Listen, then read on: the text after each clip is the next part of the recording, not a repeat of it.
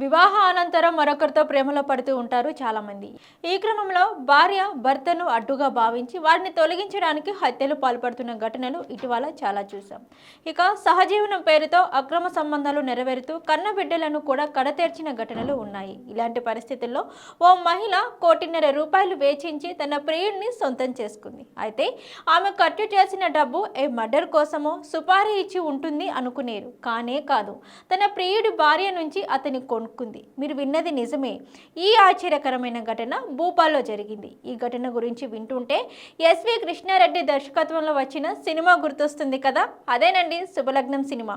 ఈ సినిమాలో పేదరికంతో విసిగిపోయిన భార్య డబ్బు కోసం భర్తను అమ్మేస్తుంది. కానీ ఇక్కడ కొంచెం డిఫరెంట్. డబ్బు కోసం భార్య భర్తను అమ్ముకోలేదు. తన భర్త కోరిక మేరకు అతన్ని తన ప్రేయసికి అప్పగించడానికి డబ్బు తీసుకుంది.